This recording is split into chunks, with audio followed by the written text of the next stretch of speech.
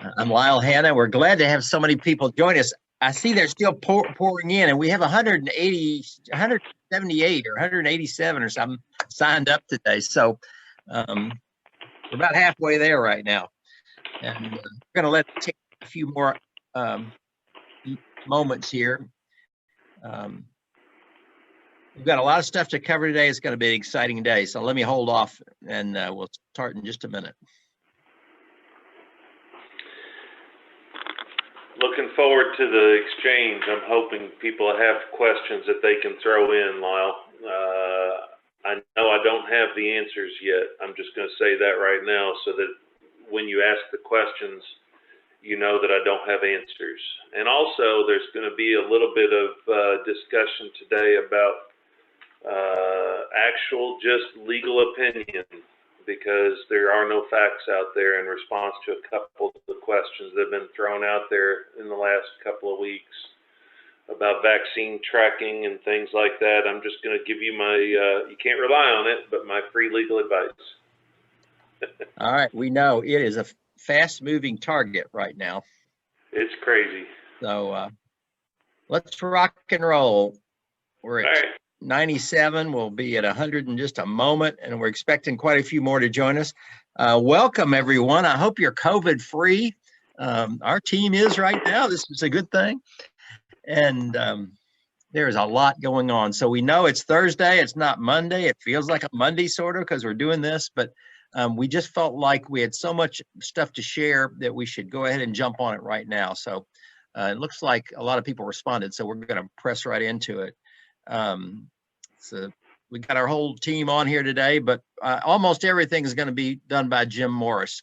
And Jim, we're delighted you're here. I know you've got a lot to cover. He thinks he can cover it in about an hour, but it'll be a little more than that if we have questions, and we want questions. We don't have all the answers because a lot of these things are really up in the air, but the log jam broke through. All the stuff that didn't happen in December is happening now.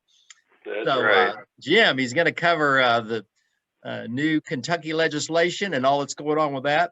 He's going to cover PPP updates, and he's also got the president did a bunch of executive orders, and those are not all focused on COVID-19, but they're all a lot of them are focused on HR related stuff. So we thought while you're on the line, we'll cover that too. So I hope you get a lot out of today, and fire your questions to us in the chat line, and we'll respond to them.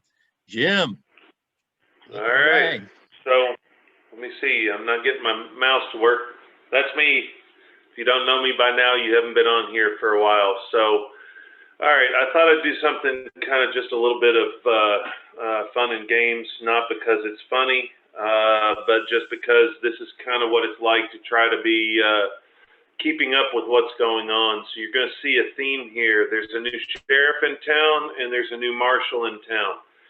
A little different federal versus state. This is the only silliness, and it's only because I'm introducing this before I get into the actual slides. If you are not aware, Senate's in, House is in Kentucky. They are 100% controlled by the Republicans. The governor is vetoing almost everything. There's only one bill that he's allowed through, and I don't know that he could veto it this year like he did last. Has nothing to do with business, so I'm not going to cover it. Everything else he's vetoed, and they are ready to set it aside as soon as they come back into session. So let me give you a little bit of background on this. So the General Assembly, the way it works is we do meet now every year. It used to be every other year. But when they meet, they can only meet in the short session, which is in odd years, which is what we are this year, for 30 days. Now, they count weekends. They don't count Sundays. They don't count holidays, recognized holidays. They also don't count if neither the House nor the Senate meet. So there's a lot of games that go on because the governor won't call the House and the Senate into session because he doesn't want new laws controlled by the other party. So the House and the Senate break things up. They only have 30 days, but they can use those 30 days all the way until March the 30th, as you see up there. So what they're doing right now, whoops, meant to put this on highlighter or laser. So they are bouncing around with days, and they called it part 1 was 8 days, and they went Saturdays, they went weekdays, and they adopted a bunch of bills. Then they postponed things until February 2nd. Why? Because he has 10 days to veto. So everything that they presented to him, he had 10 days, not including Sundays, to be able to veto those bills. He did that all yesterday, and we're going to cover all of the, day before yesterday, and we're going to cover each one of those bills because they're all going to be law unless something bizarre happens between now and then. So the laws become, or House bills become laws. I'm not going to waste a lot of time, but you just need to understand this. They have to have 2/5 of the members of the chamber and a majority of those that are present. So that's not even 50%. If it passes one house, it gets sent to the other, has to go through the same process. If it's adopted by both, gets signed off by the speaker of both, and then it goes to the governor. Then the governor, within 10 days, excluding Sundays, can sign. He can permit it without signature, which means basically he's not commenting on it, or he can veto. Well, he wholesale vetoed every single bill with the exception of the one, for lack of a better word, born alive abortion bill. If a child's born alive, you can no longer not provide treatment or care for that child, which I think was, there were some constitutional issues anyway, but he did not sign it. He didn't approve it, but he didn't veto it. All the rest worked. So those bills, to go through those, are very critical for you as businesses because in the next February 2nd, February 3rd, first or second day that the House and the Senate are back in session, they will be doing these immediately. They will be voting on these and they will become law. So the first one of these will limit the effective date of the executive orders issued by the governor to 30 days. It was vetoed on the 19th. It was presented to him on the 9th. All of these were either presented on the 9th, the 10th, or the 13th. They were all vetoed on the 19th. This one, limiting it to 30 days, would have a substantial impact upon the current orders, including the mask mandate, the healthy at work, the healthy at school. All of those can no longer go beyond 30 days. It passed the House 75 to 21. They only need 51 votes to be able to override the veto. It passed the Senate 26 to 5 and also 29 to 6, depending on which reading it was.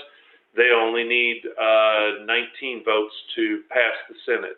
So you see why these are probably going to be thrown out very quickly and become law. The other one was administrative orders. You may or may not, this may or may not impact you, but just be aware that any kind of action taken by the governor with regard to administrative regulations, they can now be deemed to be legally deficient by doing so without appropriate direction, and that's a 74 to 21, 31 to 6 supermajority without much chance of it not being vetoed. Same thing goes on the House bill side. Again, these were Senate bills, SB 1 and SB 2. The House Bill 1 and 5 are also have been vetoed on the same date.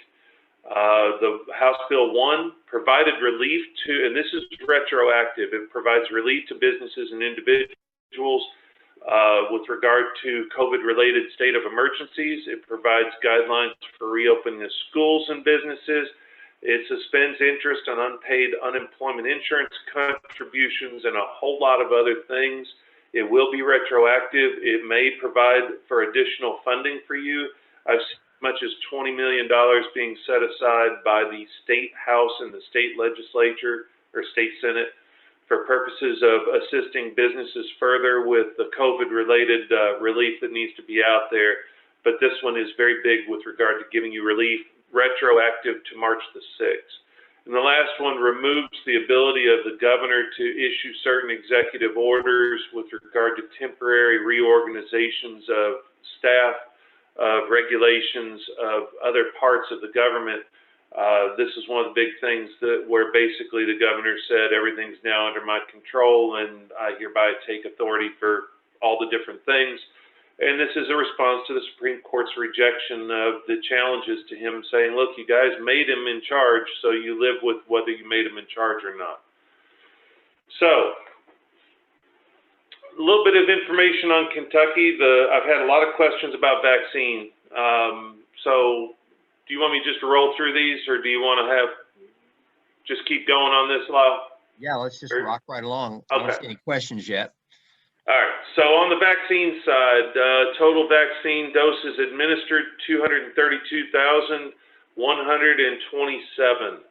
Doses have been received. We've got over 100,000 in the bank. Some of those are because of the people getting 2 doses, because first 2 sets of vaccines had to be double doses, so they're holding back on those until everybody gets their second.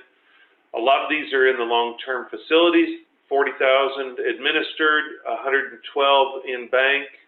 I'm sorry, minus the 40, so about 80 in bank. And over here, you're looking at 193 total, plus these 39, and these are the ones in the bank. So you've got about 130 in the bank, 140 in the bank. So that's where we are with the vaccine doses. If you've been wondering what the phases are, they published the phases on the KY COVID. Hey, Jim. Yes. I had one little thing. I just did some checking on that other slide, and it all looks good. But one thing I want to know is, what's our policy about holding them? And we actually have made a policy that says we're trying to get rid of all doses in 7 days, get them administered. And there might be some reasons. There's a second dose that's come in, that makes you hold it longer or something. But it sounds like we're trying to get them out pretty fast. So probably the reason these numbers are so high is some of these are coming in rapidly. Yes, and the other thing, though, is that I believe by CDC mandate, if you administer one, you have to hold one until that person gets it, because it is a 2-dose, and you can't have the 1 dose and not receive the second. So part of the issue here is, and I wish that they would do it a little differently, they should say that the doses that they have received are halved, if that makes sense. So they shouldn't report 332,000. They should report 166,000 total doses, of which half have been administered or they have not, because that's one person. They can only give 106, based on the numbers we have, 166,000 people can get the doses. There are 2 per person, so they're counting the doses as total, but the people that can receive them are half or close to it. So that's the problem that they've got, and that's why the numbers are kind of skewed on what's looking like it's in a bank, but it's not necessarily. So the vaccine update, a lot of people were asking, where are we with the phases? These are still really confusing, but basically long-term care facilities are first responders are second, anyone over the age of, and first responders includes essential personnel. Hey, Jim, this is Troy. I got a quick question for you. Is there any data out there that shows the percentages versus the absolute numbers that we're showing? We mean percentages of what? How many people are in long-term care facilities? If they've administered 40,000, are we 25% of the way there? Are we 50% of the way there? And same thing with the rest of the population of Kentucky. Nope, nothing on the, I tried to find that on the COVID website, KY COVID. There's nothing out there that tells us where we are in terms of when do we phase out of 1A, for example, which I think is what your question is, Troy. Hey, when are we done with 1A, and when are we looking at 1B, or when do we get to 2, and when do we get to 3? There is no guidance right now on the percentage of population of the long-term care facilities, the percentage of the first responders. But I think you'll see here in a minute one of the reasons and why I'm frustrated by this and embarrassed personally. So I'm going to go ahead and go to that. This is supposedly the phases we're supposed to be going through.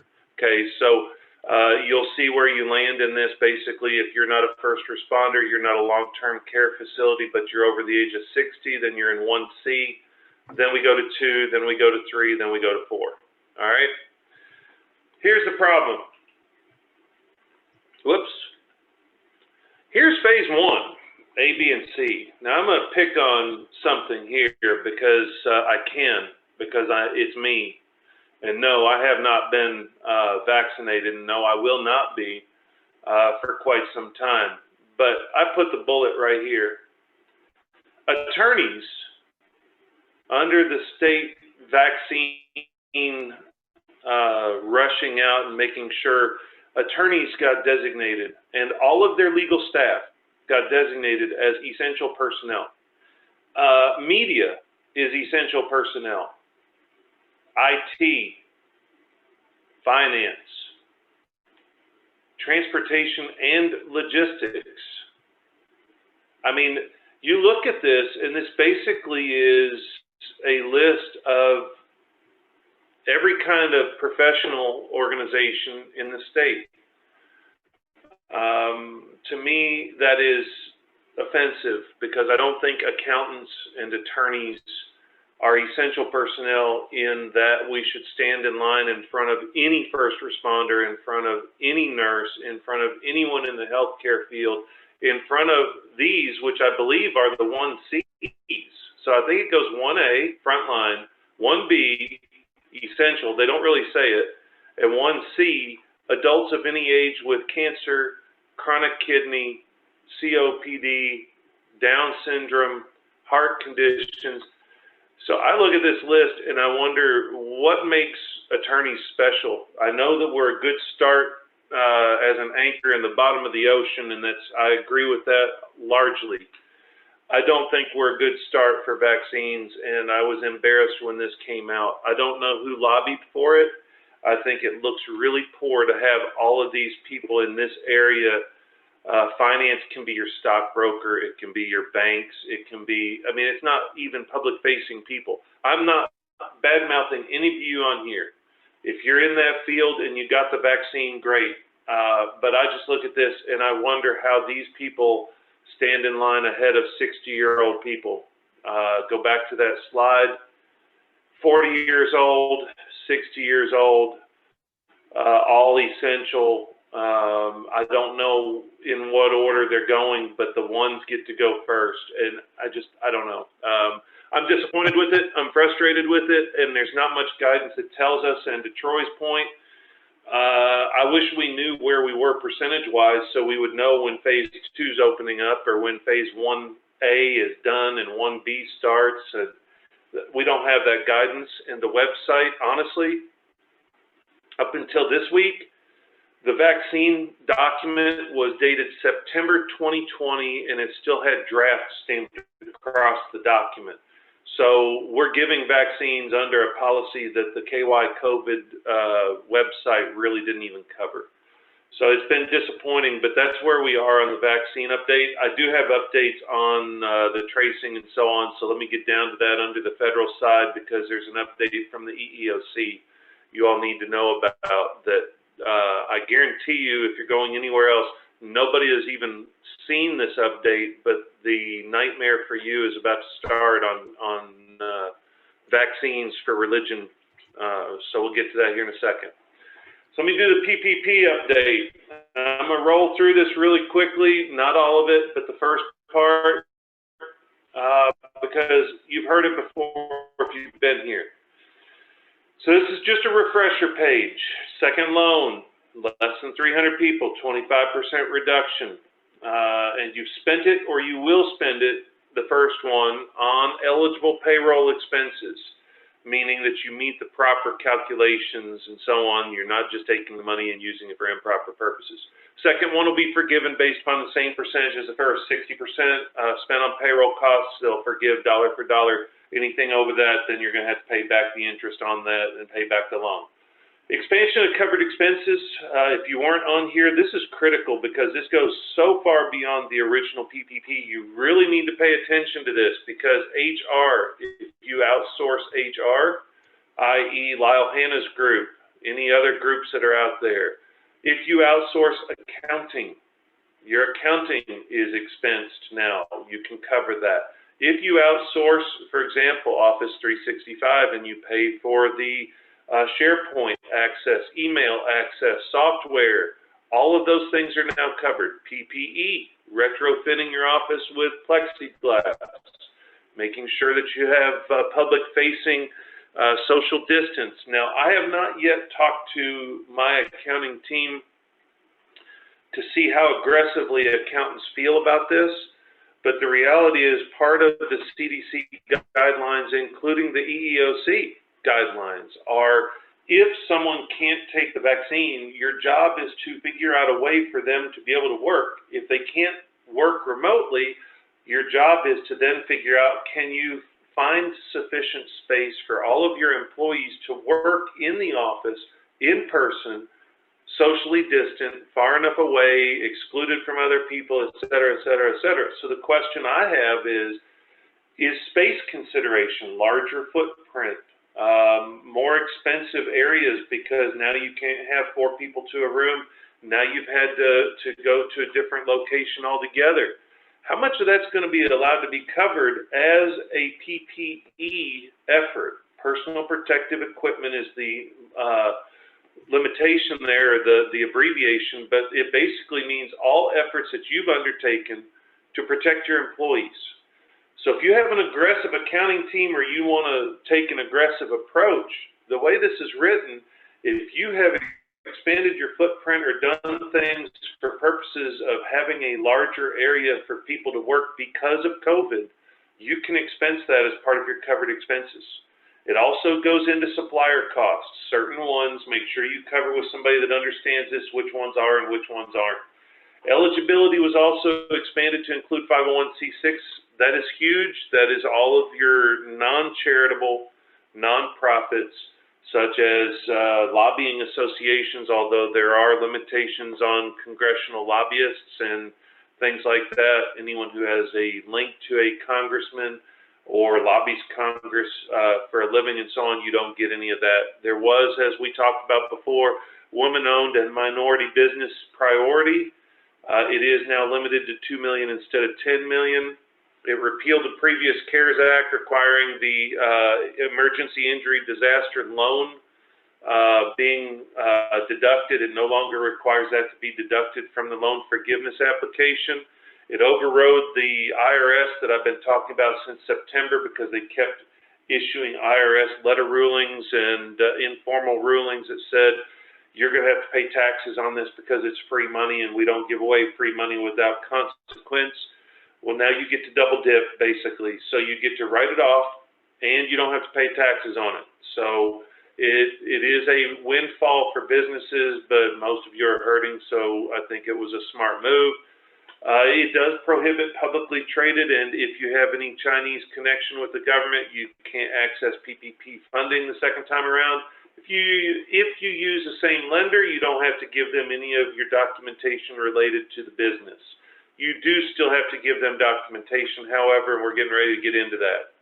So there have been 9 updates since last Wednesday to the PPP loan. These are where they are. Or where I list them, and I have, let me make sure, I'll be dumping these in sometime during the question and answer as soon as I can get to them on the PPP, where they are on the SBA website. So if you need any information on the applications and so on, I am going to go ahead and put the main one up on the page now so that you have it just in case I forget. But there are a whole bunch of brand new application forms, a whole bunch of policy changes, a whole bunch of tweaks. And I know I told you, hey, they issued an 84-page IFR, which was supposed to be an informal or a interim final rule. They issued an 84-page, a 48-page, a 13-page, and a 3-page, and I talked about them a week ago, or a week and a half ago. And we thought that would be it. Well, they thought better and they wanted to issue more things. So the first thing they did, on the 13th, they did issue requirements for PPP borrowers to reapply for the first PPP loan. This is if you turned any of the money back, or for anyone who wants to request an increase, i.e. you applied it with a 2.5 times your monthly payroll and now you realize you did it wrong, or you want more money, or you've reconsidered your hand back to them. Let me emphasize this. If any of you qualified for the first loan and you didn't get it, this is your second bite at the apple. If you're an independent contractor, an LLC, a partnership, a sole proprietor without employees, sole proprietor, with employees.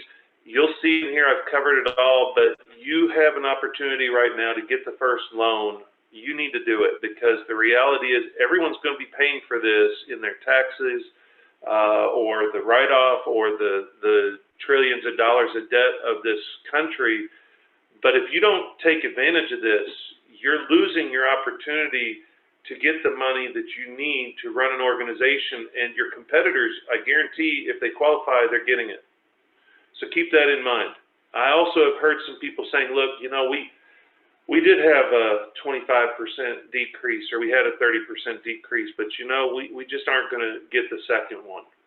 I would highly recommend that you reconsider that, especially if you are serving on a board or serving in a fiduciary capacity. You have an obligation to shareholders, to stockholders, to stakeholders. If you're a nonprofit 501c6, you have an obligation to go for the first and the second, because you're a nonprofit. By definition, if you have that opportunity and you qualify, it's your fiduciary obligation to look into that. You may have moral reasons, your board may decide not to do it for different reasons, but you do have a fiduciary obligation to at least look into it. I'm not going to stay on my soapbox, but I've been counseling people about this, and I've been very blunt with the for-profit. Your job is to make money. If you qualify for this and you're not getting it, you're going to pay for it in the long run. So your competitors are all getting it. You're allowing them to take a competitive edge by not receiving the monies. Now, if you don't want your name out there, if you're concerned about somebody finding out confidential information, if you've been embezzling and you don't want anybody to figure that out, I get that. That's a different story. But basically, if you qualify for this, be competent and smart and do your job and at least investigate it. So, weekend releases. I always love weekend releases because they throw out these things and they really hope nobody even comments or sees them, but they throw them out there because you're bound by them. Wasn't anything really big in this, but they did talk about the calculation processes and what documentation is going to be required now for first draw. These are the ones that didn't already accept, for whatever reason, the monies that were available last summer. If you got the money, you're not talking first draw, you're talking second draw. They then issued a procedural notice, is what they called it, explaining that what you must do if you or your lender screwed up. If you received money that you shouldn't have gotten, the government's not going to let you keep it. You have an affirmative obligation to take steps to return that money, and the government has now issued a precise manner in which you must return that money. You must report that money for any monies that you received, whether it's your fault, lender's fault, or anyone else's, the government's fault, doesn't matter. You got extra money, give it back. The third one, if you issued, and this is great, if you go to their website, let me see if I can find it. I love this form. I can't find it right now, but the 3508 form has been modified. Here it is. Let me see if I can pull this down.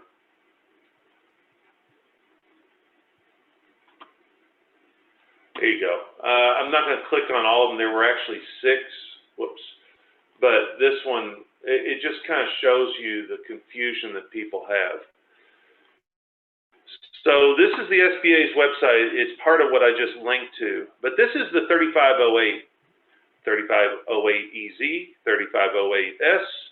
I mean, they've changed this thing, and it's somewhere in here. It literally showed every change, and there were like 8 changes to this one form. So depending on when you filled out to try to receive forgiveness, this is your forgiveness form. They've now instructed you for the one page. S is for simple. EZ is for easy. This one is the full-fledged form because you took too much money. So the S form, they were ordered in this new PPP to come out with a one-page simplistic form. If you submitted a notice on the wrong form, this is how you have to redo it if you're going to redo it if you have not gotten forgiveness yet. This tells you how to switch from one of these other forms to the S form, the simple one page. Then on the 19th, it got really good because that's when they actually issued the S form. one-page application for borrowers that received less than, at or less than $150,000. Basically, what you have to give them is the loan amount, disbursement date, covered period dates, the number of employees, the forgiveness sought, and the money spent. I couldn't fit it in there with the money spent, but you get the point with disbursement and loan amount. That's all you have to do if you took less than 150. It's a one-page form. This covers the vast majority of businesses that received money under the PPP the first time around. No document is required to be submitted, but you must maintain it for potential audit, potential requests. The SBA can request without an audit. Your job is to comply no matter what. The second form is a 3508 and EZ. This is a new directive to you. You must submit payroll and non-payroll documentation when you apply. This is for this time around. When you apply for your loan forgiveness, must provide lists of all of the required documents. It's all there. So anything over 150, now they're requiring you to produce all of these. This is for both first draw and second draw. And then the 3508D is a brand new form.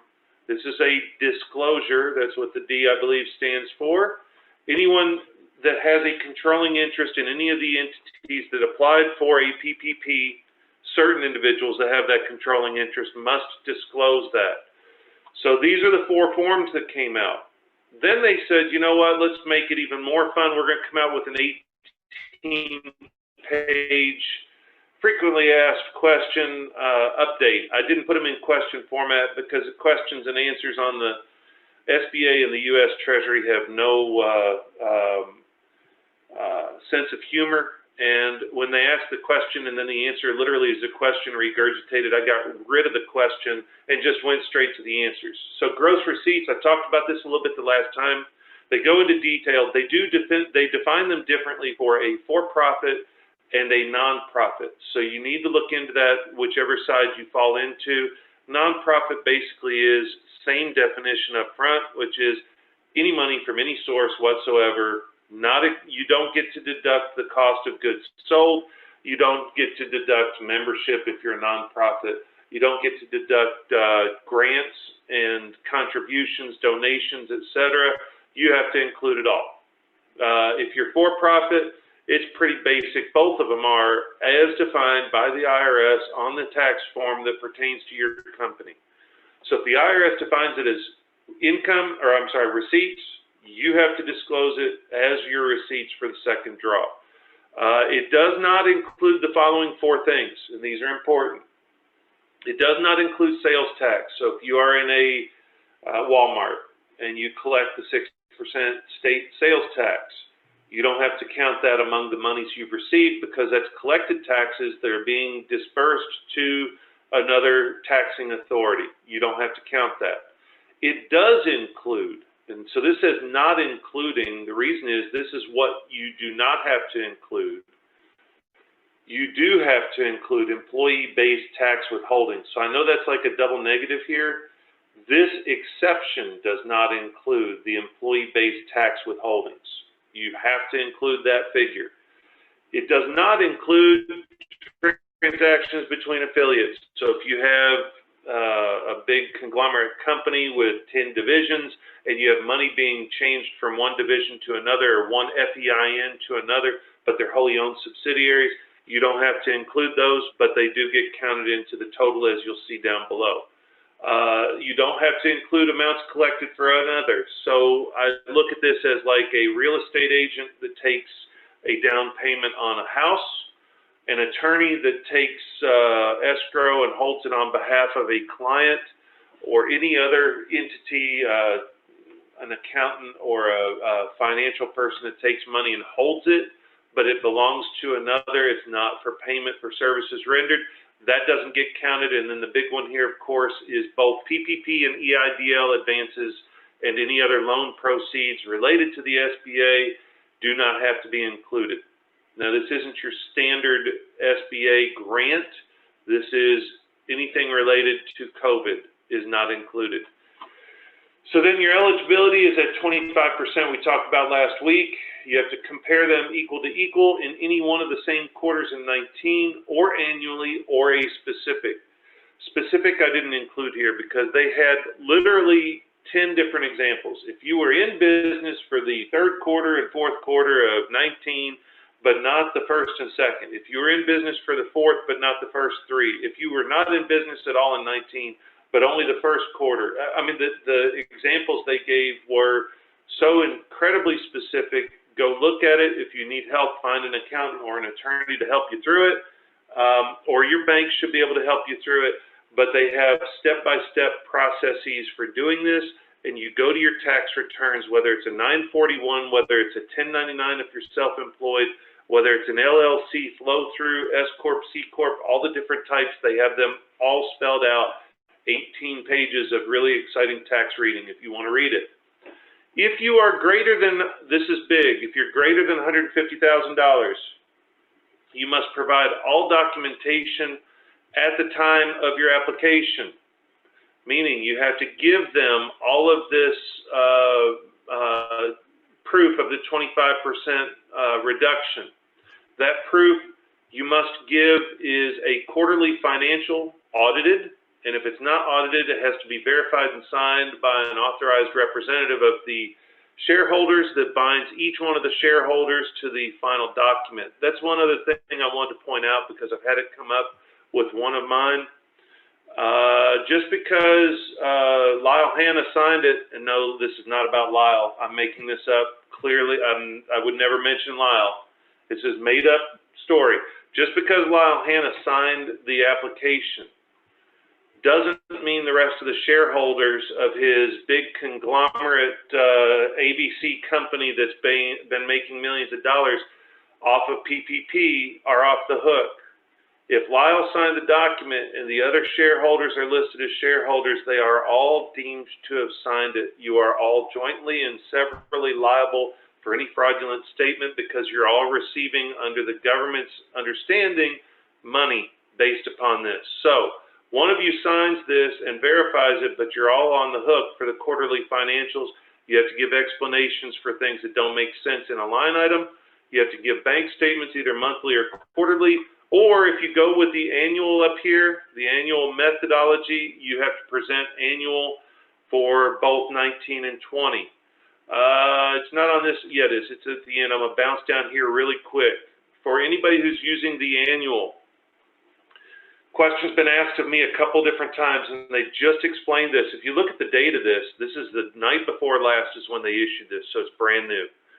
If you use a fiscal year for your company, and you're on anything other than the first quarter fiscal, you cannot use your fiscal annual taxes.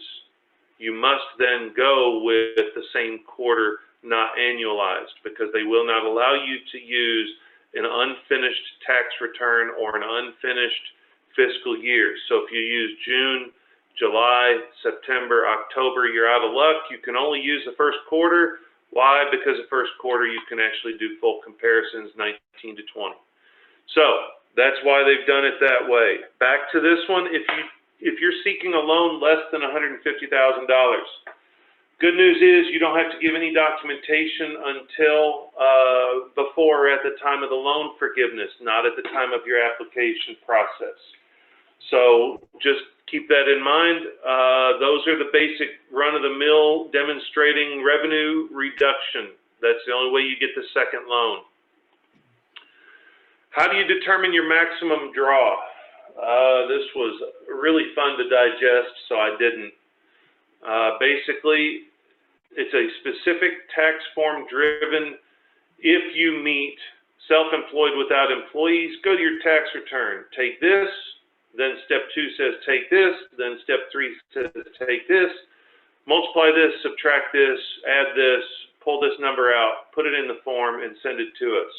Then they have one for self-employed with employees. They have one for farmers and who are self-employed, ranchers who are self-employed, partnerships, S-Corp, C-Corp, eligible nonprofit, nonprofit religion, LLC, partial year entities, i.e. not an operation for either one or the other. It was page after page of ridiculous things. You don't have to give them a 941. If you don't give them a 941, you have to give them a W-2 and the Form W-3 or payroll processing reports.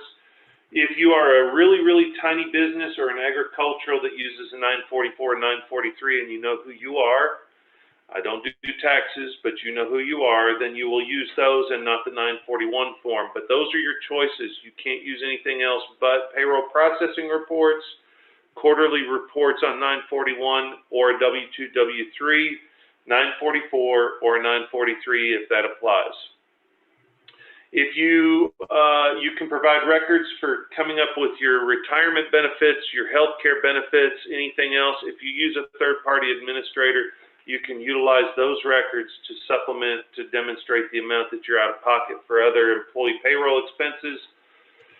And this is the Precise 12. This is a little different. This Precise 12, if you remember back in April or May, we talked about the PPP. There were two ways to do it. You could go with your calendar year, or you could pick the 12 months immediately prior. You could run a couple of other calculations. So the questions now come up, hey, can we use that same Precise 12 months? And the answer is absolutely not. You can only use calendar year 2019 if you're going with the 12-month program. You cannot use a specific 12-month time period. Also, if you have the umbrella company that I was talking about, aggregate, if you're going for an application for 2 or more companies, you can't get more than $4 million total, and that's based upon common control. That goes back to the 3508D disclosure document that we talked about before. So, a couple other things. Let me roll through these and we'll do all the questions at the end for bouncing on, yeah, and I see the link for the directions for self-employed without employees. Yeah, I'll get you that whole thing. Actually, you know what? Before I even go back, I'm going to do that because I happen to have it on my screen here. So this one actually provides all of the information for all of the different things. You have to scroll past the revenue recognition, frequently asked questions, go to page 6, which is where they start the maximum draw. First question is self-employed with no employees. The second question at the bottom of that page starts with the self-employed with employees, so that's where I would go. The actual application depends on the size of your business and whether you're above or below 150,000, so on and so forth. So let me cover the EEOC, because while all this was going on and while we have brand new executive orders from our president, the EEOC decided to give brand new guidance last week. Big deal, right? Well, it is now because of the vaccine and because of a little thing that they've decided to do, which it's kind of been floating out there, but it's to have it written now in a manual is just, for me as an attorney who I've done both of these, I represented employees for the longest time, and then I started representing employers to keep them out of trouble from all of the employees that I used to represent. So I've kind of played both sides of this issue. So religious discrimination has been around. It's part of Title VII. Basically, you can't discriminate against somebody based on religion. Sounds simple. Don't take action against somebody because they're Catholic, because they're Muslim, because they're atheist, because they're Wiccan, which I did have, because of any other protected classification, just like disability, just like anything else. Well, it wasn't good enough for the EEOC, so they issued a brand new manual. It is the very first manual since 2008, so we have 12 years where we didn't have any updates to the manual for discrimination based upon religion. So now it clarifies protections for employers and employees under the law. Employers, basically, if you are a religious institution, you need to pull this up and take a look at it because it does address some of the protections for you and whether those actually apply to you. Then it also goes into how Title VII protects individuals from religious discrimination. I'm on board still. Let's protect everybody based on religion. Then it gets squirrely. The new guidance now includes protections for non-religion. Let me state that again. Religious discrimination now protects people from non-religion. And I don't mean atheist. I don't mean agnostic. I'm going to read the definition, and then I'll explain to you what this means and why it's a problem right now with vaccines. The definition religion under this new manual applies, quote, whether the religious beliefs or practices in question are common or non-traditional, and regardless of whether they are recognized by any organized religion. Let me repeat that for HR people. Religious discrimination applies, quote, whether they are recognized by any organized religion. The test, and it goes down through about under Title VII for discrimination, so I left that out, is whether the beliefs are in the individual's, quote, own scheme of things, religious. Belief in God or in gods is not necessary. Non-theistic beliefs can also be religious for purposes of Title VII exemption. Non-discrimination provisions, and this is huge, non-discrimination provisions of the statute also protect employees who do not possess religious beliefs or engage in religion. So I had a talk with Lyle before we got started, and I said, from a legal standpoint, basically what this means is I can make up whatever I want, say I have a strong religious belief in it, and you as an HR professional have to basically go, okay. And it's literally one of the examples was, and I'm not picking on it, it was their example, Seventh-day Adventist Church participant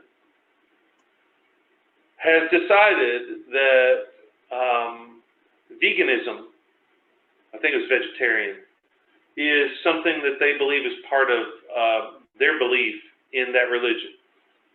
It's not part of the doctrine of that particular sect of Christianity. However, because that individual believes that they themselves should be vegetarian as part of their religion, you shall accept and not take any action against that individual because, let me quote that again, that is the individual's, quote, own scheme of things, religious. Now, that particular, I could buy that one. So it's still part of your religion. It's still part of, I go to church and it's in the Bible, and I believe that this is still part of my particular religion. But then when they get to the end and say the non-discrimination provisions of this statute also protect employees who do not possess any religious beliefs or engage in any religion, which in my mind would include their own scheme of things being not religious. And yet the law says it applies to everyone, as long as they have a firmly held belief in whatever they believe and what they tell you they believe. So my job as an attorney has been and always is to tell you all, protect everyone by treating everyone the same under the golden rule. Everybody gets treated the same regardless of any kind of protected classification in the same type of position. Well, this creates a problem because now HR is into trying to predict what an individual's belief is, and is it a sincerely held belief? If you were on this call at the end of December, I addressed another issue, which was with regard to vaccines, and we'll get to that page now. The comment was made, if there's a religious objection, and it then went back and said, reminder, you shouldn't really probe into religious exceptions because you should kind of just accept the person's religious beliefs and not question and challenge. Well, now we have a situation where, with regard to a vaccine, their own scheme of things being religious and how they firmly believe, whether it is a true religious belief, whether it conforms with any religious belief of, so they can say, I'm Catholic, but I don't have a belief in the vaccine, even though the Pope has told me to get it. You can't stop them from having that religious belief because they don't have to follow the doctrine of any recognized religion. So, how does this apply then? Well, this is just a reminder. I gave this on December the 18th or the 20th, came out on the 16th. Administration of a vaccine by the employer is not a medical examination, but if you ask questions, which you're required to before you give the administration of the vaccine, it is, because any questions related to pre-screening triggers ADA. If you ask for proof of a vaccine, it is not. If you have pre-screening vaccination questions, it's a GINA question.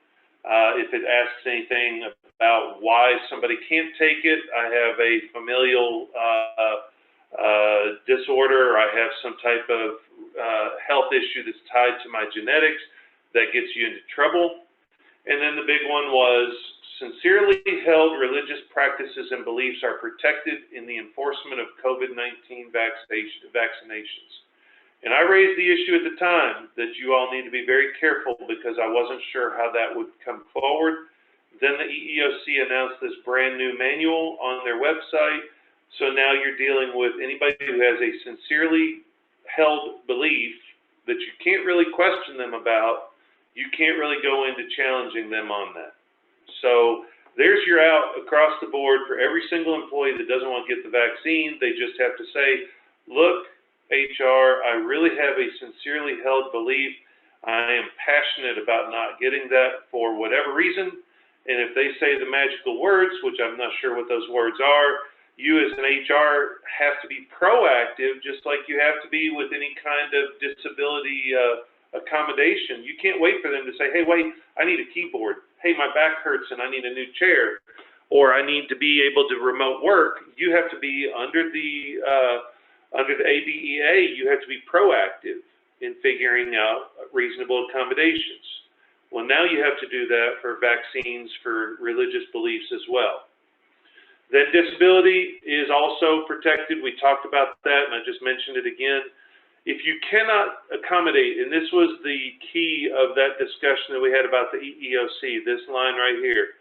If you cannot accommodate due to a disability or religious belief, and you cannot figure out a way to have them remote work, then you can exclude them from the workplace, but you cannot fire them unless there's absolutely, positively no possible way for you to have any way that you can't accommodate, whether it's putting them in a plexiglass bubble, putting them in their own room, anything. You have to come up with any kind of reasonable accommodation.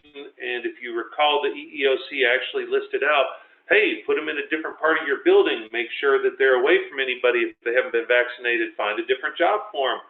And this is all going to cost the employer money, because you have to find a separate space. You have to keep them away from employees and customers and public facing. And the big thing for me is there is still absolutely zero guidance for age-related concerns. And of course, that's a big issue because, and I said ADEA earlier, I meant ADA, I apologize. ADEA, of course, is the Age Discrimination Employment Act. ADA is the Americans with Disabilities Act. ADEA, they have no guidance whatsoever, so I still am worried about the Walmart greeter who says, I'm not going to have a vaccine, but that's the only job I want. So what do? If you believe that they are going to jeopardize their own health, safety, and so on, how do you protect that person that won't get the vaccine, but also wants to keep in their job? There are no really good answers right now for you. So, within hours of being sworn in as president yesterday, non-political commentary, I'm just going to roll through these because these all either impact you, and one of them was just kind of very personal to me. I won't make comment on it other than to list it. Pandemic related, there is a new COVID-19 response coordinator, and this is the direct quote. They will be aggressively gearing up the response to the pandemic from a federal standpoint. I don't know what that means other than this person now has a direct line to the president and has a direct line to being able to change all of the directions nationwide.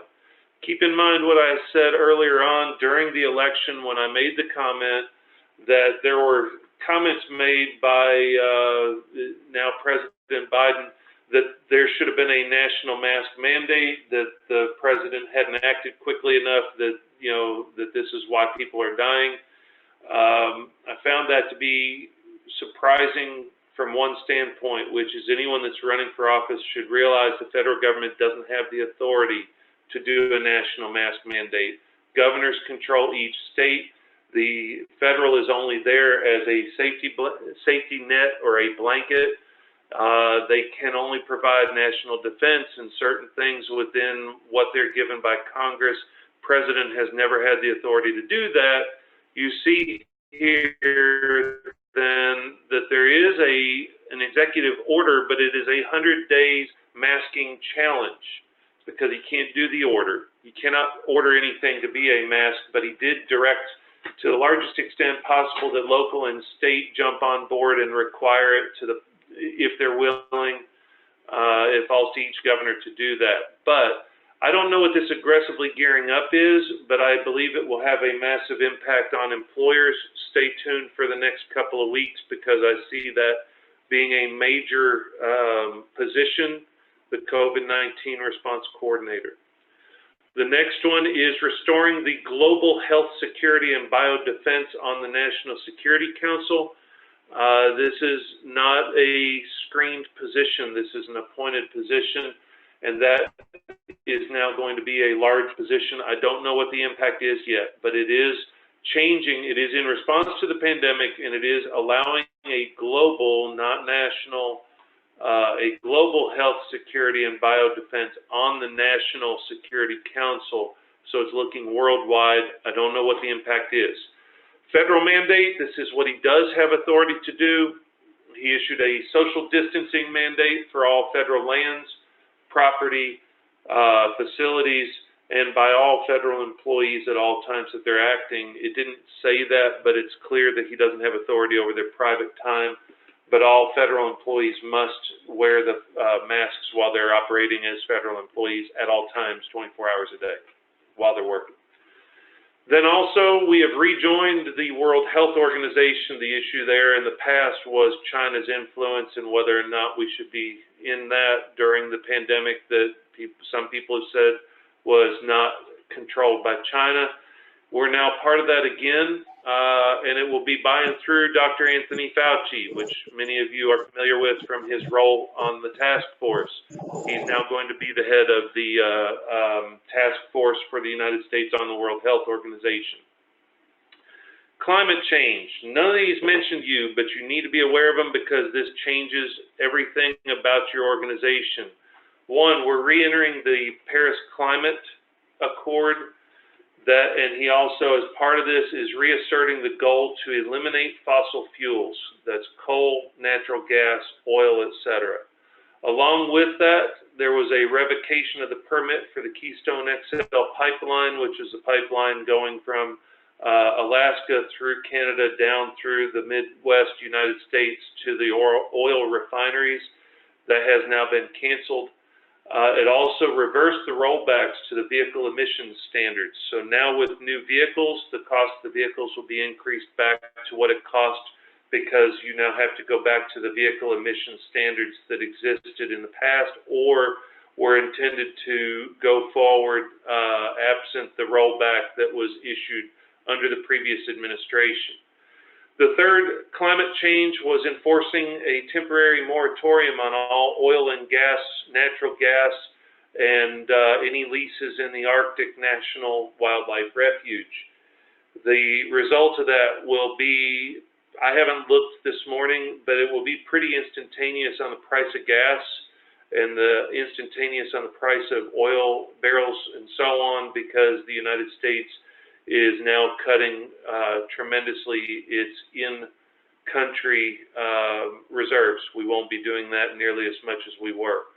The impact to the businesses on that is pretty clear because if you use trucks, if you have things delivered, if you use airlines, if you ship things, if you have employees that need to go places, the cost of all of that will be pretty closely tied to whatever regulations exist that increase the cost and decrease the availability of coal, natural gas, and oil. It also impacts quite a few of you in eastern Kentucky and throughout the state that rely upon coal and the impact of the coal industry here.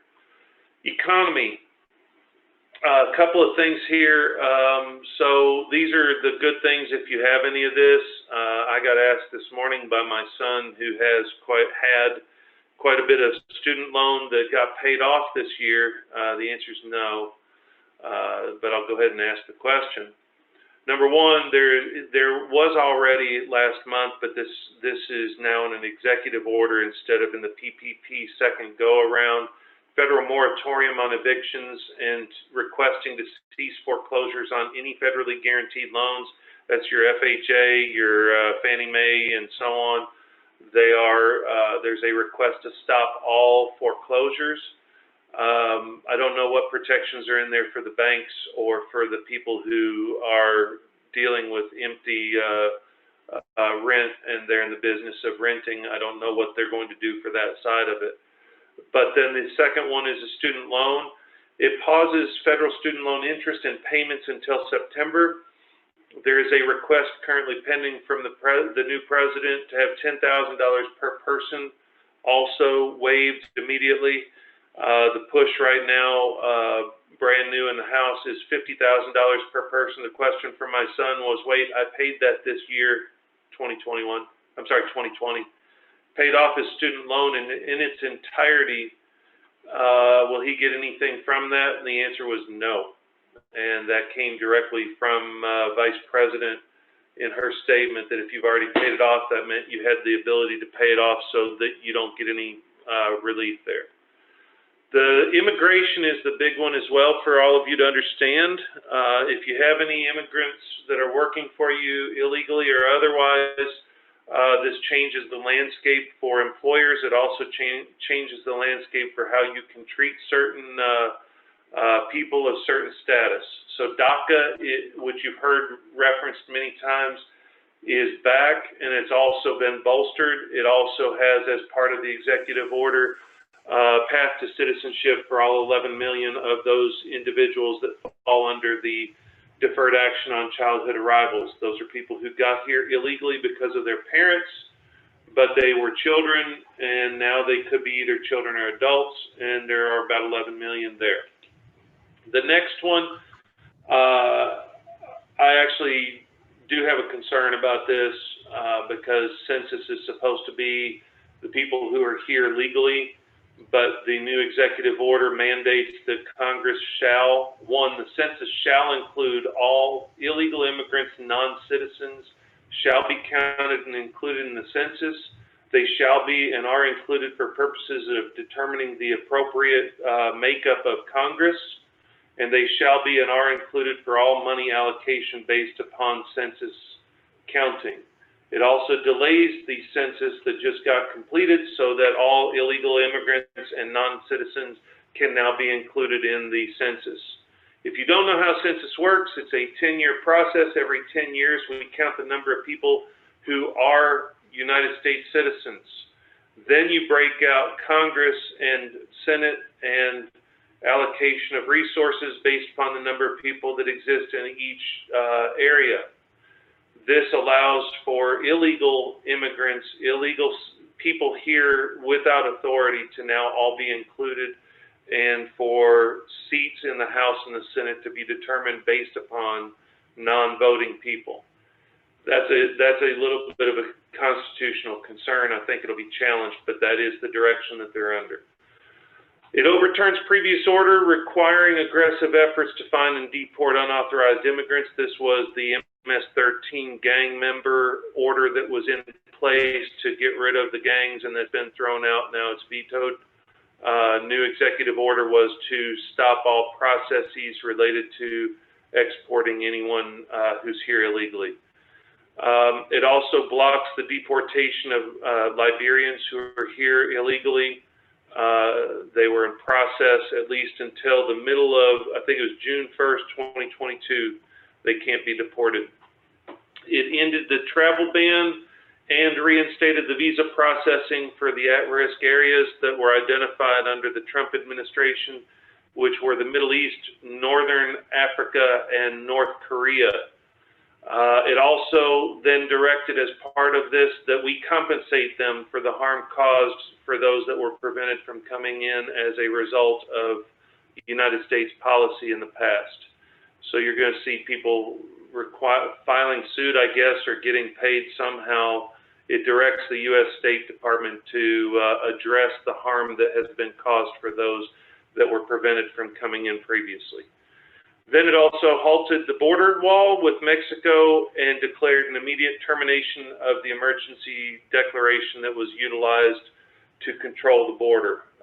So I don't know what the impact will be of that. The third area, or the last area I'm covering before the questions and answers, the racial LGBTQ equality, and this was what they were categorized under. One, the 1776 Commission has been voided. This is the personal one for me. Instead, it's reestablishing the 1619 project. That's one. The second one is and I shortened it so it would fit on the page, but it is an executive order to create a robust interagency directive to make rooting out systemic racism the first and primary policy and objective for every single federal agency, regardless of the agency's mission or purpose.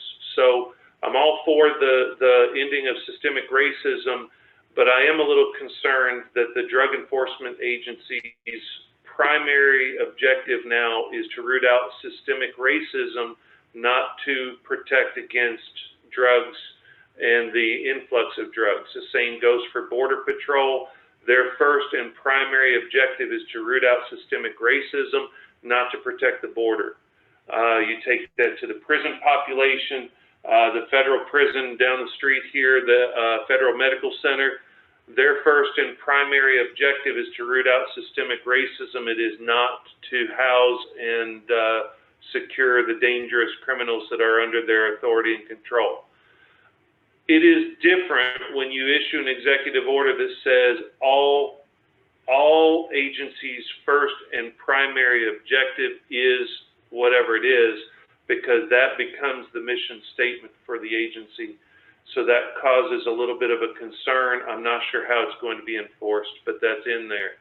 The last one pretty much is an executive order that is the biggest one for you immediately, which is the executive order of the president now absolutely clarifies that Title VII does apply to, and it did in the past, to lesbian, gay, bisexual, transgender. Now it applies to any gender identity issue, which now you may be getting back into religious issues because it's LGBTQ plus, and there's one other in there, questioning is the Q if you're wondering, plus there was another category that started to be referenced last year.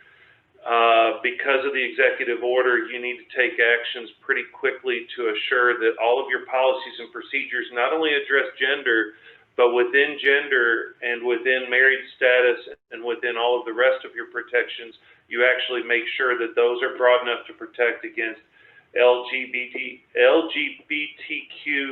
protections as well. The other thing is, those were 17 orders issued in the first few hours. My understanding is that there's between 24 and 36 executive orders that are going to be issued on or before Monday. So you're dealing with another couple of dozen plus that will be issued, and you need to be on top of those because they become law until they've been challenged or until they're set aside by the court system or Congress. And Congress is not going to be setting aside anything that the president orders right now, because if you're unaware, because of the tie in the Senate, Mr. Biden has the ability to have things passed through the House, through the Senate, because of the tiebreaker vote by the Vice President and his executive orders as well. So that is the current status. This is brand new as of last night. I know there are some more today. The landscape for employers, it's kind of bizarre. I'll get to question and answers right now. And then somebody tell me whether the HRCI codes are appropriate or not and whether they changed or not. But statewide, you're about to see things flip to a very conservative, because the legislature is going to tie down the governor with any of his orders. So you're going to see a conservative approach on a state basis, and you're about to see an extremely liberal approach on a federal basis. And I'm not sure how those are going to play out, but the next weeks, by the middle of February, I think that employers are going to be completely frightened and completely confused, because this is going to be all over the map on both sides of the extremes. One from our governor trying to enforce being set aside by the legislature, and one from the federal trying to enforce but states' rights apply, and you're going to have a whole bunch of chaos, for lack of a better word. And so it's going to get interesting. And I don't mean that in a good, bad, or anything other than it's going to change your entire landscape, and you need to get rolling on compliance with these things, because they are coming. And the ones that I covered are the veto-proof ones. I see the question about the vaccine. It received a second in the state. The question was, I'll read it. What's the status of the Senate bill that does not allow employer to mandate a vaccine? It got a second reading. It has not been adopted. Some of those are going to get flack back from both sides of the aisle, so I think they'll be rewritten. One of the ones I did bring to you that has been vetoed that is going to be undone, but I need to look at the actual language of the bill. There was a veto I didn't list there, which was the 3-judge roaming panel instead of Frankfurt. It's no longer a 3-judge roaming panel. It went back to committee, and the committee, after the Supreme Court Chief Justice commented on the constitutionality of that, changed it so that basically you get to file that in any county in which you've been harmed, not in Frankfurt. But it has been approved by the House and the Senate with, I believe it was actually like 82 to 18 and 33 to 4 in the Senate. It got vetoed by the governor. It will be set aside. You will be filing lawsuits now, not in Frankfurt, but wherever you deem appropriate, based upon where you were harmed. So that's the other one. The one that requires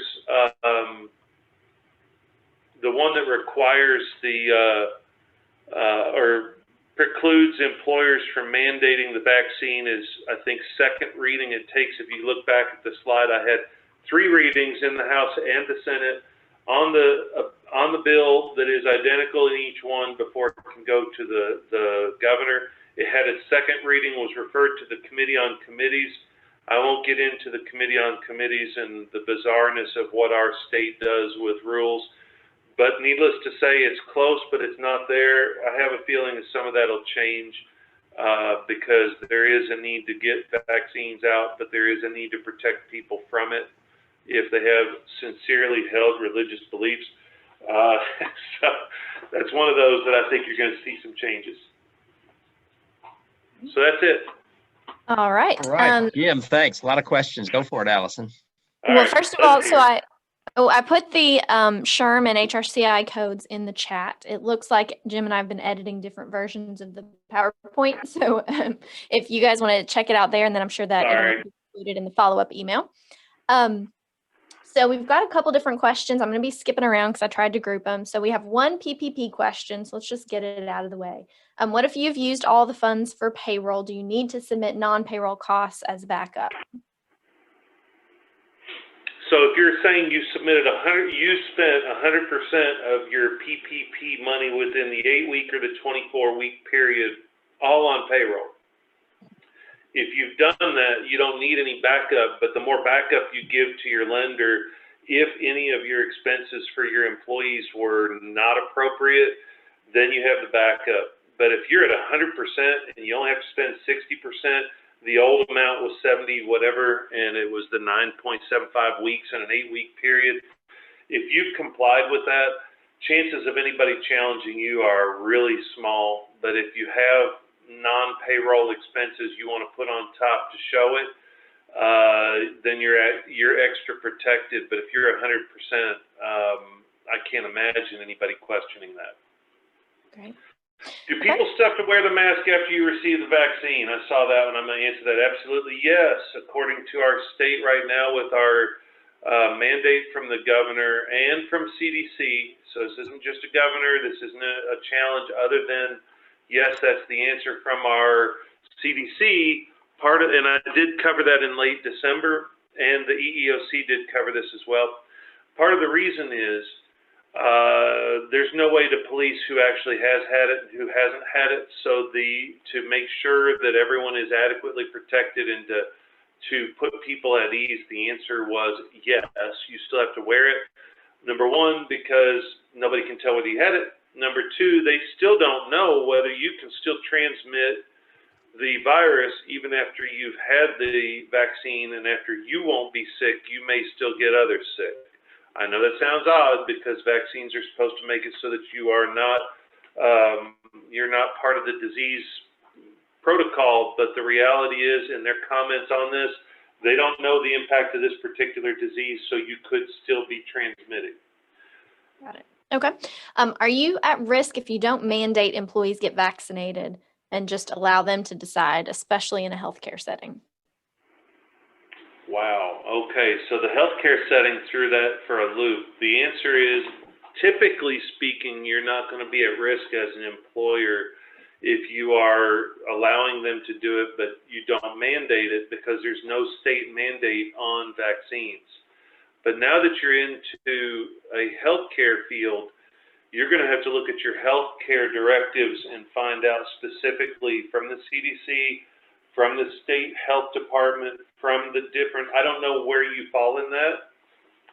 Let's say you're a long-term healthcare facility. I believe that there may be a mandate that people who are dealing with patients in a long-term facility must receive the vaccine in order to be around those patients, and the patients must receive it unless they have the serious religious and or disability related objections to it. I have not yet had that question asked of a healthcare field, so I don't feel comfortable saying absolutely not, but it's an interesting question. That's one I'd need to do some research on, and I may need to do that for the next one, because a healthcare area, I'm just making a note, healthcare area vaccine requirement versus recommendation versus doing nothing, that's a really complex question that will go across CDC, EEOC, OSHA, state mandate, state regulatory, emergency order, and the Healthy at Work. So there's so many pieces to that. I'm not sure where we stand right now. That's a good question, though. I like that. I have no answer for you, but it's a great question. Okay, so if an employer does not mandate the COVID vaccine, can they still request a copy of the COVID vaccination form from the employee if they choose to be vaccinated? Absolutely, and that goes back to the frequently asked questions. We did cover it a little bit today. We covered it a lot at the end of December. You can require that people provide, if you're going to do a vaccine mandate, you can require that people present to you the evidence, and if they don't, then you can exclude them from the workplace, keeping in mind the cautionary tales about disability, religion. You have to have a legitimate business need, which is the protection, health, and safety, welfare of all the people in the office. And you have to have basically documentation that this person could affect someone else if they don't get vaccinated. Then you have to go through all the other procedures, which are don't ask them questions. One of the things that you run into with that is if you require a vaccine and somebody says, no, boss, I didn't get the vaccine. If you ask a question that says, why didn't you get it? You may be eliciting genetic information, because, for example, I could answer and say, well, I have a familial connective tissue disorder, so I can't have the shot because it would impact, my connective tissue. Well, now you have information as the employer that you're not allowed to have about their genetic information. So you just asked a question that elicited genetic information without authority and without a basis. So you can ask for it, but you can't then ask the follow-up other than, did you not get this because of religious or health? Or you could say, why didn't you get this? And if they start to say, well, wait, hold on. Let me just ask you, why did you not get this? Let's be very generic first. Get the information, then probe if you can into disability or religion to the extent you feel like you can. But if they start to say anything about my family or my dad or my uncle, stop immediately, because you don't want to get into the genetic information. Okay, so I've had some questions about manufacturing and it being considered frontline essential workers. So one question was, is it considered an essential worker in phase 1B or 1C? I don't know. Okay. Because it lists you manufacturing as a frontline essential worker. But what they didn't do, and this goes back to when I said my frustration, and that's why I pulled it up on the screen, they didn't tell us who is in phase 1, who is in phase 2, and who is in phase 3. The only thing they told us was phase 1 was long-term facilities, assisted, and healthcare personnel. Phase 2, or 1B, is first responders. Well, first responders, they're not really, they're listed right here. But I don't know what this reference phase 1 ABC is as it pertains to this list, which are the phases of the rollout. They don't seem to be the same. And so when I was looking at these, I couldn't figure out how, other than obviously I can read first responders under frontline and look up here and see first responders. I do know how to read. The problem is that I don't know how this reference guide, supposed reference guide, actually identifies who's in what phases. It just literally says frontline workers are manufacturing. So you're at phase 1, but I don't know whether you're 1A, 1B, 1C. And I don't know how to break that down other than I could look at this and go, this is phase 1A, this is phase 1B, and this is phase 1C. Or maybe it's phase 1A, phase 1B, phase 1C. But I shouldn't be left to predict and guess which ones these are. It should be very clear to us, and it's not. Right. And in a similar vein, the question was that someone tried to find, I guess, the slide with the expanded eligibility list. Was that on the Kentucky.gov site, or where was that from, so that they can reference it? This list that I have on the screen, where was it, or where was the expansion of it? It asks this for... This list right here is on the KY COVID website for the vaccine page. It is part of our official website for information related to the vaccine rollout. So was this one, both pages, all three actually. So this page, and this page are not mine. They're all Team Kentucky on the KY COVID website that I reference when I'm dealing with the Kentucky information. Perfect. Okay, and then we had two private questions. One's about unemployment, one's about FFCRA. Do you want to hit those today, or do we want to save them? I'm fine hitting them today. I do have one question that was asked of me as well about the constitutionality of the bills. The bills that I covered here, House Bill 1-2, Senate Bill 1-5, no, had that reversed. Senate Bill 1-2, House Bill 1-5. If it hadn't been for the Supreme Court weighing in and saying it's up to the legislature to handcuff the governor's authorities, and shame on you for giving him the authority to be judge, jury, and executioner, if the Supreme Court, which I thought they were going to rule the same way the federal courts did, I assumed they were going to say that Governor Beshear's orders were overstepping, that you can't just declare an emergency and have it last for a year. But they didn't. They kind of fell back and punted. And again, setting aside the politics of it, the Supreme Court said, look, legislature and Mr. Attorney General, you're challenging the governor, but we're looking at the legislative rule, and the legislature is the one that said governor establishes an emergency, and during an emergency he can do this, this, this, and this. Well, now these four, now I'm not sure about the rest. I don't know about the ability to say you can ignore a governor's executive orders so long as you're following CDC. That one's one that I wonder if it's going to be allowed. And we'll have to wait until the courts weigh in. But these others that literally are saying, look, you can declare a state of emergency, but you can't do it for more than 30 days. We have to be called into session, then we will take over. I think those are going to hold. And the reason is only the legislature can establish the law. And not to get back into a civics lesson, but the way that our three branches of government work, the legislature creates the law. It's the governor's job to execute and enforce those laws, and it's the judge's job to interpret whether those laws are indeed being enforced and are indeed constitutional or legal. It's not the governor's job to create the law. And when you have over 1,000 orders in a year that have been entered, those orders were all legislative orders. They were all, this is what we're going to do, this is how we're going to do it. It wasn't, I'm enforcing the law that somebody else has established. It was, I'm creating the law. So I wasn't surprised to see it.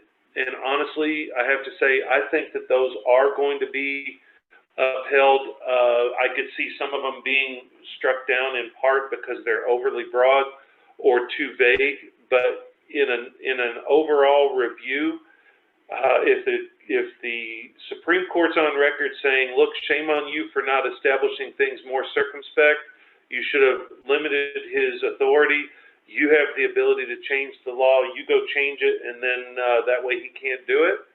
These are basically saying, okay, Supreme Court, you told us to do this, so now we're changing it. He can't do this, he can't do that, he can't do this. So so if I were to look at these, House Bill 1 that says providing relief, I don't know whether that'll be constitutional because it's retroactive and it's allowing people to possibly sue the state, so that could be deemed unconstitutional. The guidelines for reopening businesses and schools, that is the legislative authority to do, so I think they'll be able to do that. Suspending interest on unpaid, I don't think anybody's challenging that, so I don't think that's going to be a big issue. This one down here I could see being challenged because it was a temporary reorganization of certain state governmental entities, and the governor did that without authority from the legislature, but the governor has the ability when the legislature is not in session to do some of that. I could see that becoming an issue. The House bill or the Senate bill, the effective date of executive order, 100%. Now, this is just my one person's opinion as an attorney. I think it's 100% within the legislature's authority. This is where they really screwed up. If they ever wanted to stop the orders from just being ongoing, they never limited. Everybody looked at this. Everyone looked at this executive order as being during a tornado, during a snowstorm, during a flood, during a fire, during a riot. Nobody looked at this and went, wait, so there's a possibility of us having an emergency in place for a year? Nobody looked at it that way. And shame on them for not doing it, but that's, legislatures do stupid things, just like our Congress has done. And then they're like, oh, wait, we didn't mean to tax people, or wait, that's not what we meant, people getting $10 million for Ruth's Chris Steakhouse. And then they had to change the rules. I think that one's Senate Bill 1. The lower these numbers, these have been vetted, revetted, legally reviewed, Attorney General opinion, all kinds of things, because these were filed back in March, April, May, and June. They were pre-filed, ready to go. I think these are pretty sound. The other one, the list of administrative regulations that may be found to be legally deficient, one of those being changing them without having requisite justification. This gets to the heart of the Supreme Court's order, where the challenge was you didn't present this for review and public comment. And I think that it's probably going to be upheld that, yeah, you have to do it within the 30 days of Senate Bill 1. You have to present it for public comment. I think it's going to happen. So. All right. So the FFCRA question. So is there any new information for employers who've chosen to voluntarily continue the FFCRA benefits through March 31st? Yes, you get to write that off on your payroll, dollar for dollar, the same way it was under the required or the ability to do it before. Now there's just no FFCRA, but there is the voluntary, you can continue to do it. The one caution I have here, and I know I've said it and I may be sounding like a broken record, but you all need to be very cognizant of this issue, which is, I don't know whether you can write off the FFCRA leave that is in addition, hypothetically, you've exceeded 12 weeks of pay. That's all you get in a 52-week period. The voluntary enrollment in this and writing it off and getting the deduction, I have yet to see something that says if your employees have used more than 12 weeks, feel free to keep doing it. So hypothetically, in the springtime, a lot of you built up a couple of months where the businesses couldn't be open. In late summer, we talked about going back to school and the fact that some of you were going to burn through some of that leave intermittently while the children were back in school and the parents had to watch the kids a couple of days a week, so on and so forth. So my concern right now is you're still within, you're 9 months into this 1 year time period, March basically, so 10 months in. Have you exceeded or expired all of your employees' time? If you're beyond the 12 weeks and you continue to give them that leave, and you submit that to the federal government, is the federal government on your taxes going to go, whoa, hold up, John Smith is at 15 weeks. We capped it at 12. You voluntarily paid 3. You're on your own nickel. You can't deduct that. That's something that I don't have any guidance on, but I have been cautioning on that since summer. I'm really worried about people running out of their FMLA, EFML, EA. Remember, it's not in addition to, it was just another way to get the 12 weeks of leave. If you've exhausted it and you're still paying it as an employer, I really am worried that you're running the risk of basically voluntarily paying it and not having the ability to recoup that money. So keep that in mind. Okay. One more that just came through about FFCRA. So can we take down the notices that we were required to post last year now that it's expired? Yes, with a caveat. One, are you still voluntarily involved? If you're still voluntarily doing it, I would leave those up. Number 2, for informational purposes, ask yourself this: how much harm does it do to keep those up so that your employees know what the rule was for the last year?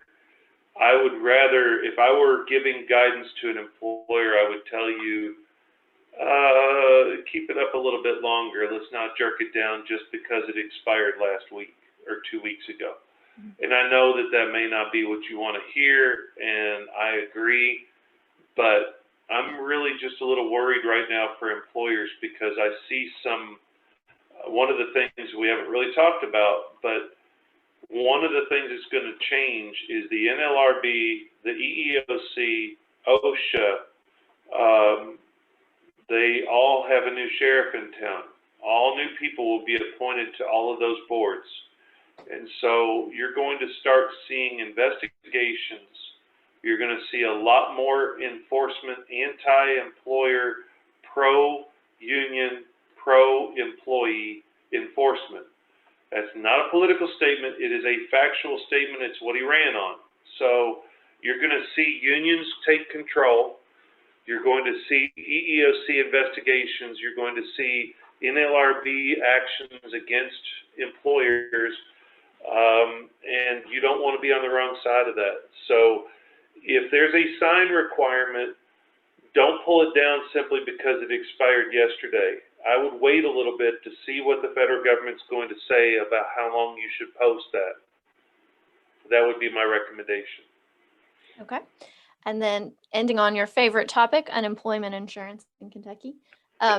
I was told that unemployment payments from the summer still have not been paid. Do we have any insight into why those are delayed or any resolution? All right, so everybody knows how much I love unemployment and the state of Kentucky's unemployment in particular. I am still waiting for my initial phone call from March the 3rd. I am still very important to the state, and they're getting to my call as quickly as possible. But I have not been called in 10 months. One of the employers that I represent has received so many conflicting explanations. We have employees who have never gotten a penny. We have a group, I know of an employee, independent contractor who was not an employee, who had work, who refused to show up to work, that got paid every bit of unemployment and still is recovering the unemployment, even though the employer wasn't an employer, had to pay, responded and said, we don't employ this person. We have work for them, but they're an independent contractor, and they still got hit with the $600 a week and now the $300 a week. So is there any explanation for why it's broken? No. Is there any explanation for when they'll fix it? Absolutely not. And is there any understanding as to why they can't figure out who should and who shouldn't be on there? Our state unemployment system is absolutely broken, and there is no effort to fix it, and there is no inside information that I have. I did present to someone, I want to say in October, all of the information about the, we had the reduced hours work that was available to share, work share arrangement. I presented all the evidence, all the documents, all of the companies that were impacted, pointed out that they were facing a very serious issue. They were supposed to be fixing it, letting me know, and I haven't heard anything else.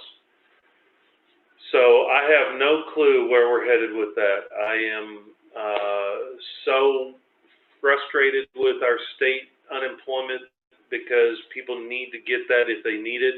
Other people are getting it and they have no need for it at all. Political comment done. Thank you, Jim. A lot of stuff to cover. And I appreciate all the work you do to get ready for it and handling so many good questions. Allison, anything else? There is one on there I think I should address. What's that?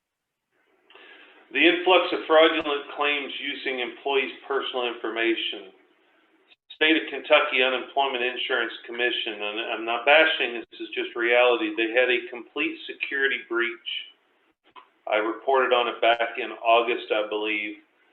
A tremendous amount of information was breached, hacked, and utilized.